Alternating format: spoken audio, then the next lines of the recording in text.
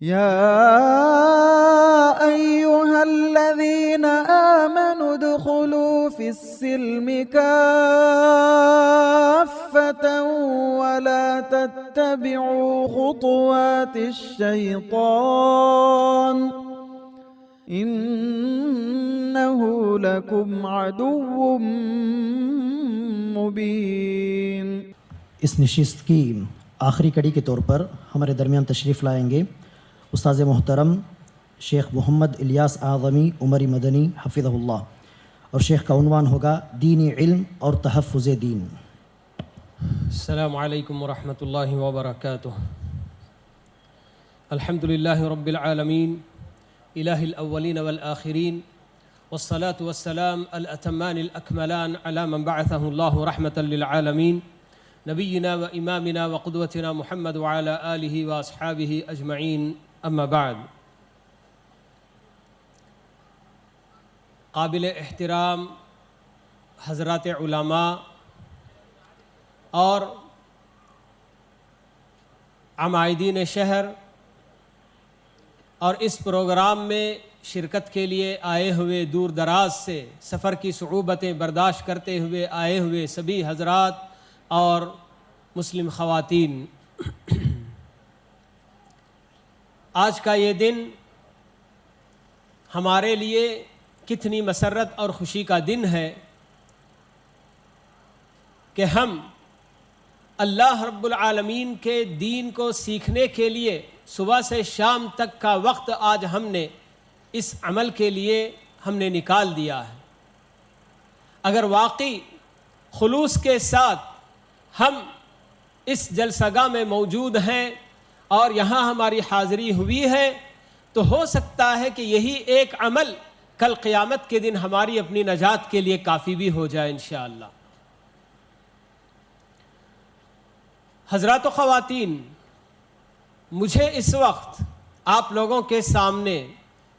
جس عنوان اور موضوع پر گفتگو کرنا ہے وہ ہے دینی تعلیم اور تحفظ دین۔ دین کی حفاظت میں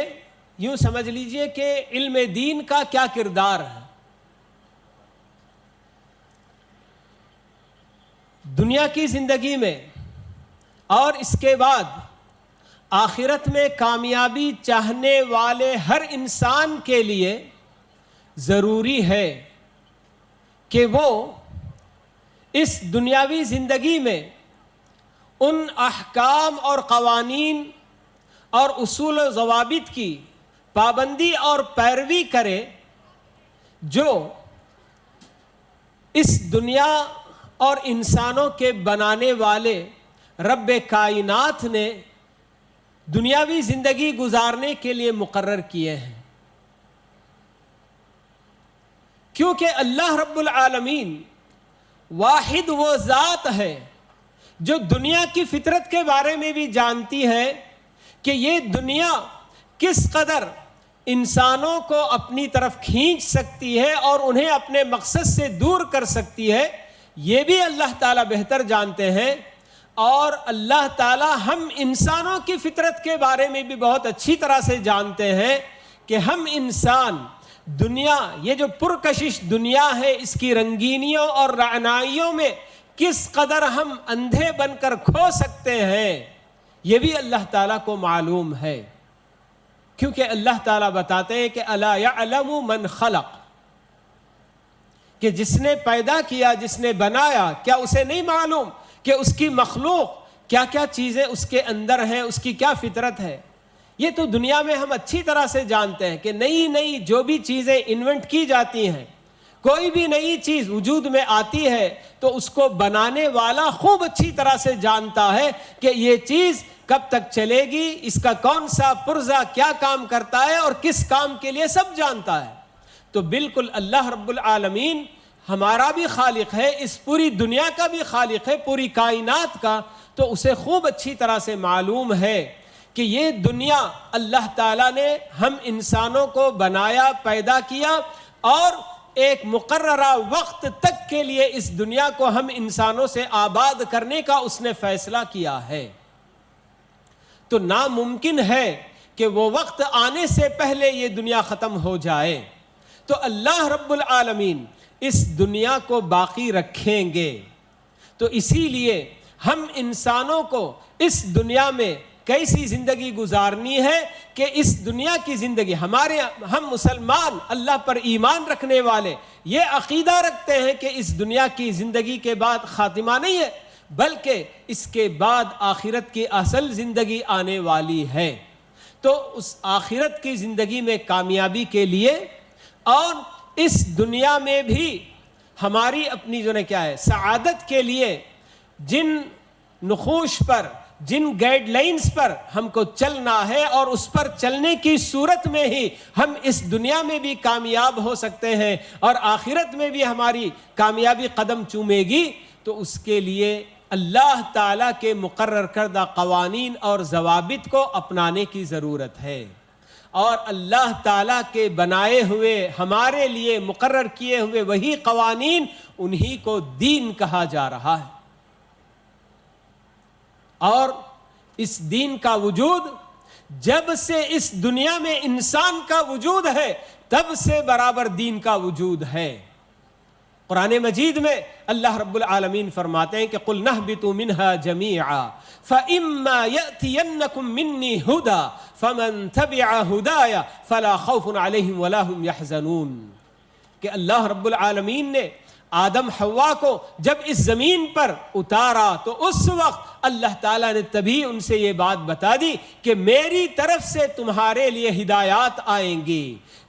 زندگی کیسے گزارنا چاہیے اس کے لیے انسٹرکشنز میری طرف سے، ڈائریکشنز تم کو دیے جائیں گے. اور اللہ نے بتا دیا فَمَن تَبِعَ هُدَايَ فَلَا خَوْفٌ عَلَيْهِمْ وَلَا هُمْ يَحْزَنُونَ. کہ میری طرف سے آئی ہوئی ہدایات کی جو پیروی کرے گا.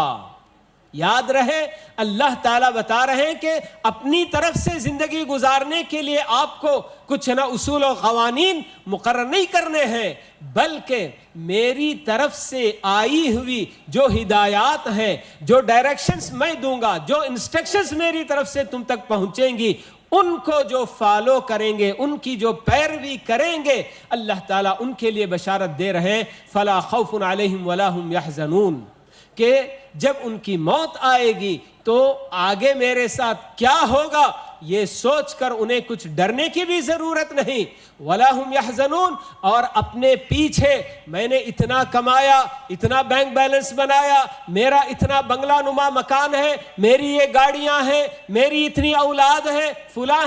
ہے، ان سب کو چھوڑ کر جاتے ہوئے اسے غم کرنے کی بھی کوئی ضرورت نہیں پڑے گی. تو یہ دین یہ بس واحد شے ہے انسان کی زندگی میں جو اسے ہر طرح سے کنٹرول کر سکتی ہے. انسان اس کے اپنے سوچ، اس کی اپنی سوچ اور اس کے اپنے افکار، اس کے اپنے جذبات، اس کی خواہشات، ان تمام کو قابو میں رکھنے کے لیے دین کی بہت سخت ضرورت ہے.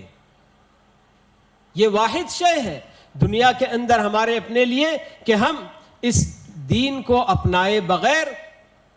ہمارے اپنے جذبات کنٹرول میں نہیں رکھ سکتے، ہماری اپنی خواہشات کو کنٹرول میں نہیں رکھ سکتے ہیں.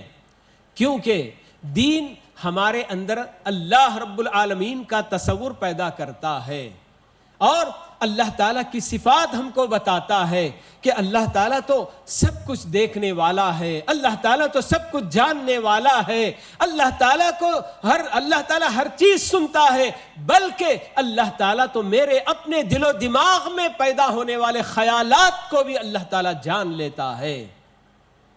یعلم خائنۃ الاعین وما تخفی الصدور. اللہ تعالیٰ کی ذات ایسی ہے کہ میں اپنی آنکھوں سے اگر کوئی خیانت کروں تو اسے بھی اللہ تعالیٰ جان لیتا ہے. عام طور پر دنیا میں لوگ یہی سمجھتے ہیں کہ مجھے صرف اپنی آنکھ ادھر ادھر کرنے میں مجھے کچھ زیادہ ہلانے کی ضرورت نہیں، سر بھی نہیں میں ہلاتا، دوسروں کو پتہ بھی نہیں چلتا کہ میں نے کہاں کہاں نظریں دوڑائیں. لیکن اللہ تعالیٰ بتا رہے ہیں کہ یاد رکھو اے انسانوں کہ تم اپنی آنکھوں سے جو خیانت کرتے ہو وہ بھی مجھے معلوم ہے. وما تخفی الصدور، اور تمہارے اپنے سینوں میں تم کیا خیال رکھتے ہو، تم کس طرح کی سوچ اپنے ذہن میں رکھتے ہو، سب کچھ اللہ تعالیٰ کو معلوم ہے۔ ایسا تصور یہ دین ہمارے اپنے اندر پیدا کرتا ہے۔ یہ دین ہمارے اندر یہ تصور پیدا کرتا ہے کہ مرنے کے بعد دوبارہ انسان زندہ کیے جائیں گے، اور پھر اس کے بعد جزا اور سزا کا ایک واضح تصور یہ دین ہمارے سامنے پیش کرتا ہے کہ اس دنیا میں جس نے اچھائیاں کی اس کے ساتھ اچھا وہاں پر سلوک ہوگا، اچھا بدلہ اس کو دیا جائے گا، اور جو اس دنیا میں برائیاں کر کے وہاں پہنچا تو اس کے لیے اسی طرح کا بدلہ وہاں منتظر ہوگا۔ یہ تصور جو اللہ یہ دین ہمارے اندر پیدا کرتا ہے، تو اب اس تصور کی وجہ سے ایک طرف سے اللہ تعالیٰ کا تصور، اور پھر آخرت کا تصور، اور پھر آخرت کی کتنی باتیں ہم کو بتائی گئی ہیں کہ آخرت میں کیا کچھ ہونے والا ہے، ہمارے اپنے اعمال تولے جائیں گے، وزن کیے جائیں گے، بہت ساری باتیں آخرت کے تعلق سے ہم کو بتائی گئی ہیں۔ تو یہ ساری چیزیں ایک انسان کو صرف ظاہری طور پر نہیں بلکہ باطن میں بھی راہ راست پر چلنے اور غلط کاریوں سے بچنے کی قوت اس کے اندر پیدا کرتا ہے۔ تو یہ صرف دین کا ہی کمال ہے کہ دین ہی بس اس طرح کی چیز انسان کے اندر پیدا کر سکتا ہے۔ تو یہ دین ہمارے لیے جس طرح سے ہمارے اپنے جسم کے لیے اس کو زندہ رہنے کے لیے روح کی ضرورت ہے، سمجھ لیجئے کہ دین کی بھی اتنی ہی زیادہ ضرورت ہے۔ تو اسی وجہ سے اللہ رب العالمین نے ہمیں دین سیکھنے کا حکم دیا۔ اللہ تعالیٰ کا فرمان، یا ایھا الذین آمنوا اطیعوا اللہ واطیعوا الرسول، آپ غور کیجئے اللہ تعالیٰ کیا حکم دے رہے ہیں۔ اللہ تعالیٰ ایمان والوں سے، کون ہیں ایمان والے؟ ان میں سے کچھ لوگ آج ہم سب یہاں جمع ہیں، ایک چھوٹی سی جماعت آج ہم ایمان والوں کی یہاں جمع ہے۔ اللہ تعالیٰ ہمیں سے مخاطب ہو کر فرما رہے ہیں اللہ اور اس کے رسول کی اطاعت کرو۔ اطاعت کس کو کہا جاتا ہے؟ اطاعت کا مطلب کہا ماننا۔ اگر مجھے یہی نہیں معلوم کہ کیا کہا گیا ہے تو میں مانوں گا کیسے؟ کہا جانے بنا کہا ماننے کا کوئی تصور ہی نہیں ہے، کوئی سوال ہی نہیں پیدا ہوتا ہے۔ جب تک مجھے آرڈر نہ معلوم ہو تو میں کیسے اس کو کیسے میں اوبے دی آرڈر، یہی اطاعت کا معنی ہے، اوبیئنگ دی آرڈر۔ تو آرڈر مجھے معلوم نہیں، اللہ تعالیٰ نے کیا مجھے حکم دیا ہے، اللہ تعالیٰ نے میرے اپنے لیے پوری زندگی کے ہر کام میں اللہ تعالیٰ کا ایک حکم ضرور موجود ہے۔ میرا اپنا پہننا اوڑھنا ہو، کھانا پینا ہو، چلنا پھرنا ہو، اٹھنا بیٹھنا ہو، سونا جاگنا ہو، میرے اپنے دیگر اور سارے معاملات، میرا اپنا کاروبار ہو، میری اپنی شادی ہو، میرے اپنے معاملات، میرے اپنے آپ کے ساتھ، میرے اپنے بیوی بچوں کے ساتھ، میرے اپنے ماں باپ کے ساتھ، میرے بھائی بہنوں کے ساتھ، میرے اور غیر مسلم بھائیوں کے ساتھ، سب کے ساتھ مجھے کیسا رہنا ہے، کیسا چلنا ہے۔ الغرض زندگی کے ہر کام کے لیے اللہ رب العالمین کا حکم موجود ہے، مگر وہ جانے بغیر میں اطاعت کیسے کر سکتا ہوں؟ تو اللہ رب العالمین کا یہ حکم اپنے اندر یہ حکم بھی ساتھ میں رکھتا ہے کہ اے ایمان والو، جب تمہیں اللہ اور اس کے رسول کی اطاعت کے بغیر کوئی چارہ نہیں، تمہیں یہی کام کرنا ہے، تو تمہاری اس سے پہلے یہ ذمہ داری بنتی ہے کہ تم اللہ کے دین کو سیکھو، دینی علم حاصل کرو۔ یہ گویا اللہ رب العالمین ہمیں بتا رہے ہیں۔ اسی وجہ سے اللہ رب العالمین نے قرآن مجید میں کتنی آیتیں دینی علم کے حصول کی فضیلت پر اتار دی ہیں۔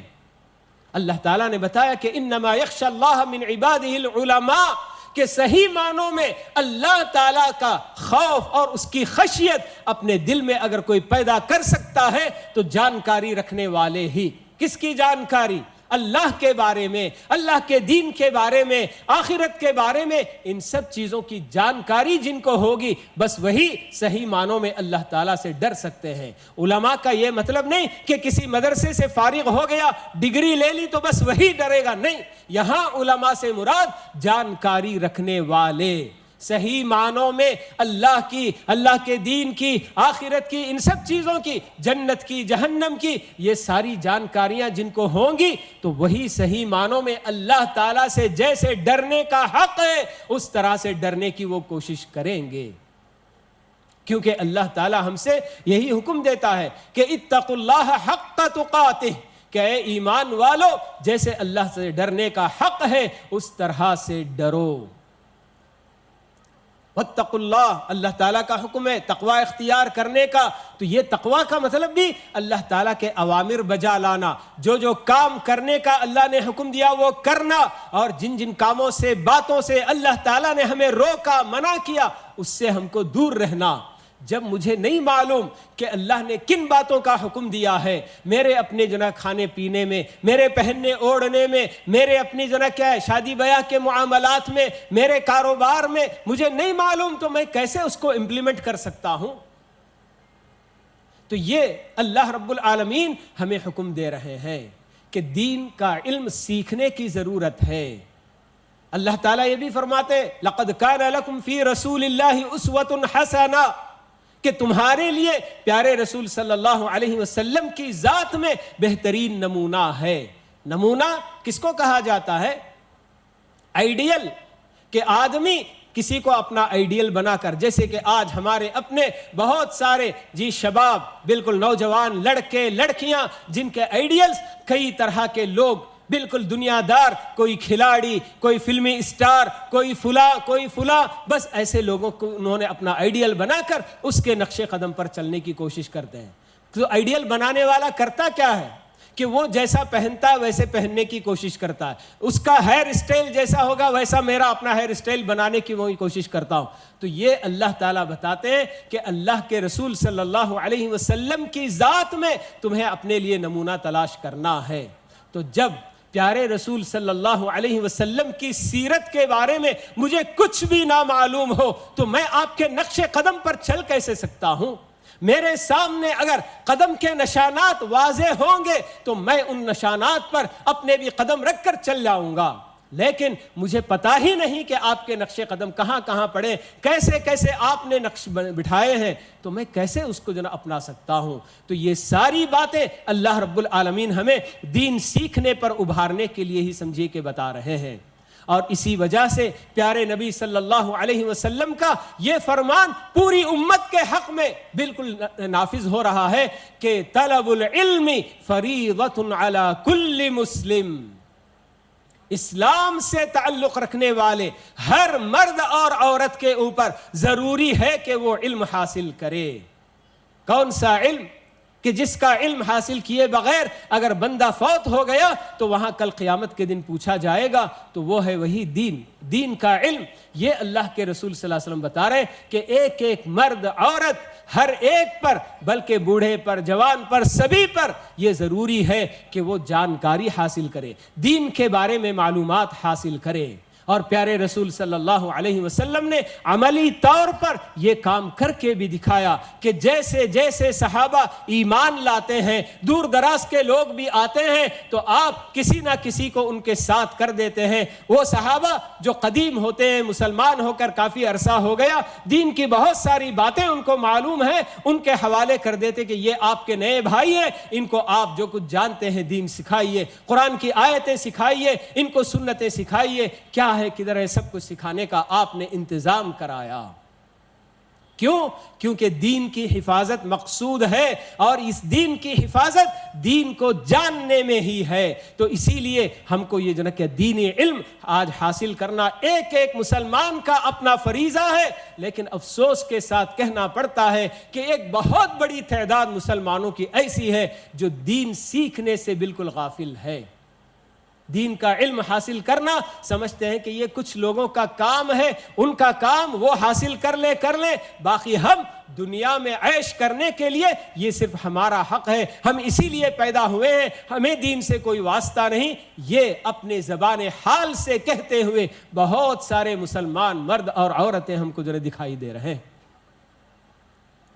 تو یہ پیارے رسول صلی اللہ علیہ وسلم جہاں آپ نے یہ قول کے ذریعے بات بتائی اور عملی طور پر آپ نے کر کے بھی دکھایا، اور اسی طرح سے اللہ تعالیٰ کو دیکھیے کہ انسانوں کے اندر، خاص کر مسلمانوں کے اندر، دین سیکھنے کا جذبہ پیدا کرنے کے لیے جبریل علیہ السلام کو انسان کے روپ میں بھیجا گیا۔ پیارے رسول صلی اللہ علیہ وسلم کی خدمت میں حضرت جبریل علیہ السلام تشریف لاتے ہیں، ایک صحابہ کا ایک مجمع آپ کے ساتھ ہوتا ہے، نووارد مسافر لگتے ہیں، کسی کو نہیں معلوم کہ کون ہے، آتے ہیں، بہت ساری باتیں پوچھتے ہیں، اسلام کے بارے میں، ایمان کے بارے میں، احسان کے بارے میں، قیامت کے بارے میں کہ کب ہوگی۔ آپ بتاتے ہیں کہ نہ آپ کو اس کا علم ہے نہ مجھے اس کا علم ہے، تو پھر پوچھتے ہیں کہ قیامت کی علامتیں بتائیے، تو آپ کچھ علامتیں بتا دیتے ہیں، اور نووارد آنے والے مسافر نکل جاتے ہیں۔ پھر اس کے بعد اللہ کے رسول صلی اللہ علیہ وسلم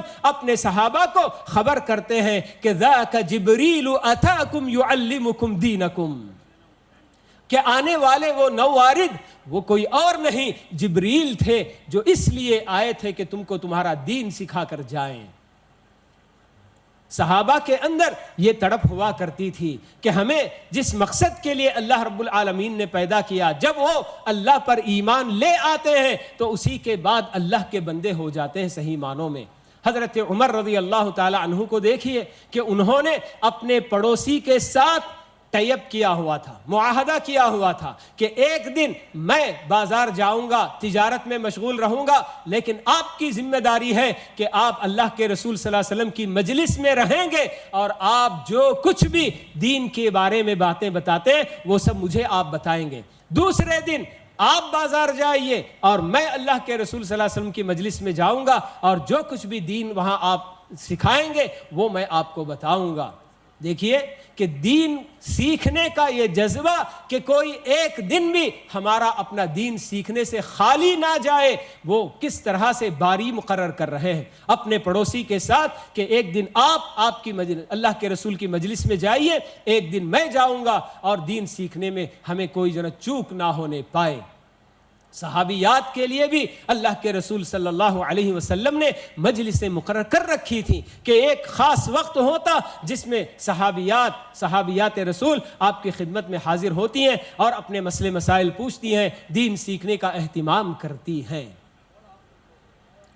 تو یہ ہمارے اپنے دین کی حفاظت کے لیے دینی علم سیکھنا انتہائی ضروری ہے۔ اور آپ یہ بھی تو نہ جانتے ہیں کہ اللہ رب العالمین نے اس دین پر عمل کرنے کا صرف ہم کو حکم نہیں دیا، بلکہ آپ بھی اس پر عمل کرتے ہوئے دوسروں تک بھی پہنچائیے، یہ بھی تو حکم ہے۔ تو ایسے میں آپ دیکھیے اللہ کے رسول صلی اللہ علیہ وسلم، قرآن مجید کی آیت بتاتی ہے کہ آپ فرماتے ہیں کہ قُلْ هَذِهِ سَبِيلِي أَدْعُو إِلَى اللَّهِ عَلَى بَصِيرَةٍ أَنَا وَمَنِ اتَّبَعَنِي۔ دعوت دین کے لیے سب سے بنیادی شرط یہی علم کی رکھی جا رہی ہے کہ آپ فرما رہے کہ یہ میرا راستہ ہے، میں اس کی طرف بلاتا ہوں، میں اور میری پیروی کرنے والے، مگر کس پر؟ علی بصیرہ، پوری بصیرت کے ساتھ کہ صحیح دین کیا ہے، اللہ نے کیا بات بتائی ہے، بس اسی کی طرف ہم بلا رہے ہیں۔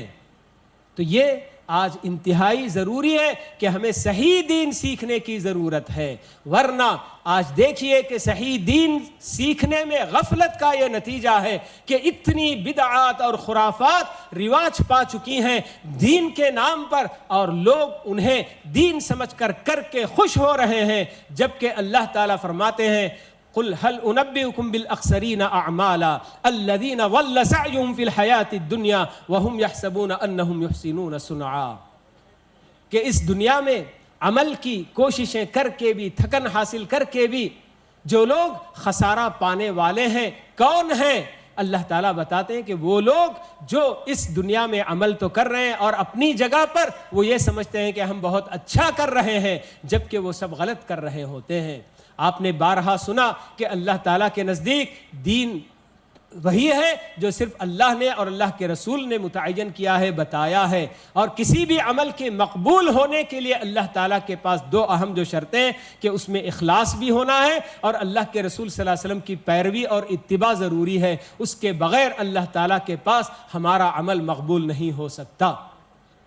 تو بہرحال چونکہ وقت بہت قریب ہوا گیا تو میں اپنی باتیں سمیٹتے ہوئے اسی پر اکتفا کر رہا ہوں، اور اللہ رب العالمین سے میں دعا کرتا ہوں. آپ کو ایک بات آخری میں بتانا بھول گیا تھا کہ ہمارے اپنے پاس دینی علم حاصل کرنے کی اہمیت کا اندازہ ہی تھا جس کی وجہ سے مدارس کا یہ جو جال پھیلا ہوا نظر آ رہا ہے. اور اس میں سب سے زیادہ بالکل اس وقت جب کہ بچے ابھی بالکل جو چھوٹے چھوٹے ہوتے ہیں, جن کا ذہن ابھی کچا ہوتا ہے, جو آپ بٹھائیں گے ان کے ذہنوں میں بیٹھ سکتی ہے بات. یعنی کہ میں مکتب کی باتیں کر رہا ہوں کہ مساجد میں آج بے شمار مکاتب پائے جا رہے ہیں, مگر افسوس کہ صحیح تعلیمات دینے کا اہتمام نہیں ہوتا. اور کتنی ایسی مسجدیں جہاں بالکل بھی مکتبوں سے یہ خالی بھی ہیں. تو ہم سب کو اس کا اہتمام کرنے کی ضرورت ہے. اللہ رب العالمین ہم کو ہماری اپنی جب تک زندہ رہیں اللہ تعالی ہمیں